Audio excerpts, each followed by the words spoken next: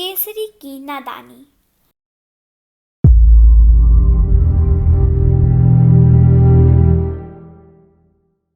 वाराणसी में गंगा के किनारे एक घना जंगल है।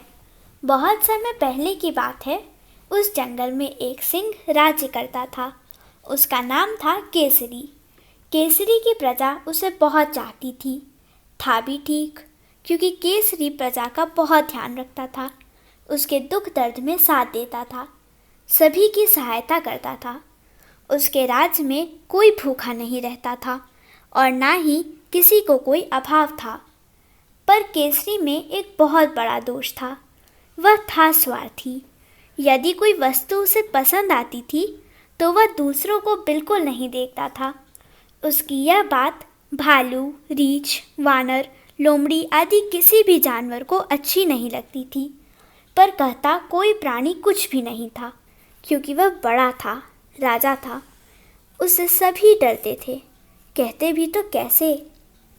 एक दिन की बात है, केसरी घूमने निकला। उसके साथ था उसका मंत्री भालू। उसका नाम था भास्कर।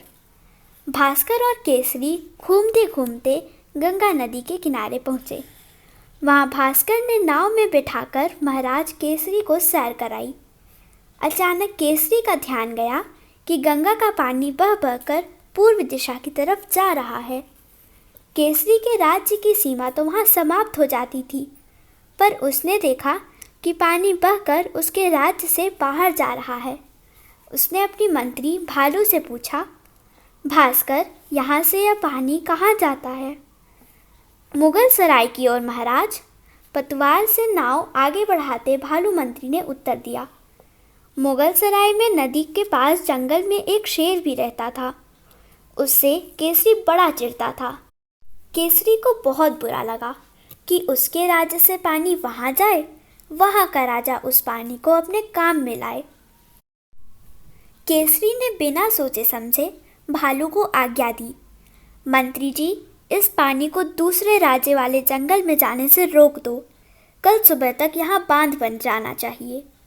मंत्री था बड़ा बुद्धिमान। यह सुनते ही उसका माथा ठनका। वह जानता था कि गंगा में पानी बहुत है। यदि बांध बनवाया जाएगा तो उनके जंगल में बाढ़ आ जाएगी।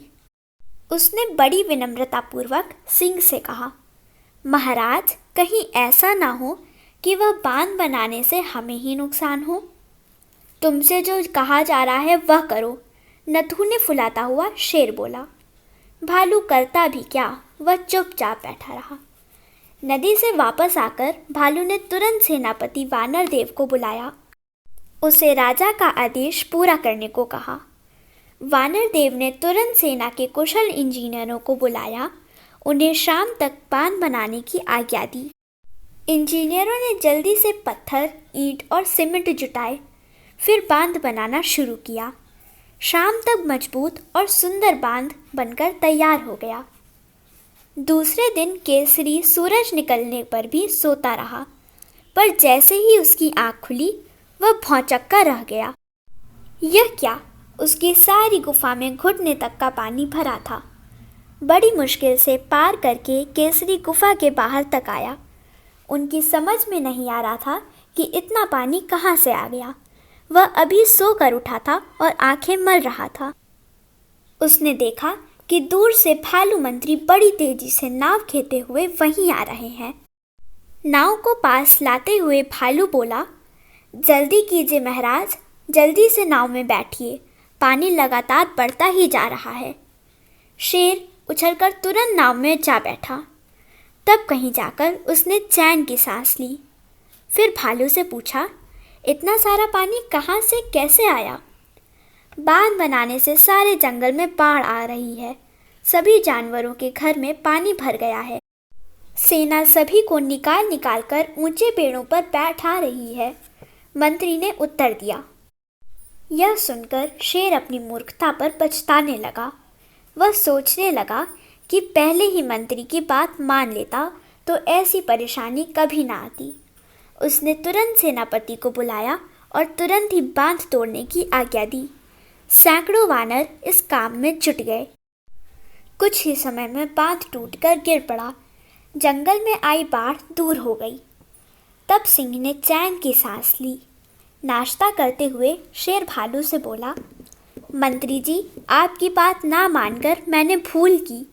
सभी को इतना कष्ट सहना पड़ा, पर मैंने सोचा कि सारा पानी जब हमारे पास रहेगा तो हम उससे अधिक फ़ायदा उठाएंगे। पड़ोसी राजा से कर लेकर फिर उसे पानी देंगे। भालू बोला, महाराज, नदी का पानी तो भगवान की देन है। उस पर जितना अधिकार हमारा है उतना ही दूसरे का भी है। भगवान के ही बनाए हम सब हैं। भगवान ने ही सब चीज़ें दी हैं। सभी को मिलजुल कर उनका प्रयोग करना चाहिए। इसी में सबकी भलाई है। जो किसी चीज़ पर अपना अधिकार जमाता है वह जरूर दुख पाता है। केसरी की समझ में भी बात आ रही थी। वह सिर हिलाता हुआ बोला, ठीक कहते हो तुम। मेरी तुच्छ बुद्धि के कारण ही तुम सबको दुख उठाना पड़ता है। इस घटना ने मेरी आंखें खोल दी हैं। अब से मैं अपने स्वार्थ को प्रमुखता नहीं दूंगा, दूसरों का भला सोचूंगा, क्योंकि स्वार्थी सदैव अंत में दुखी होता है। धन्यवाद।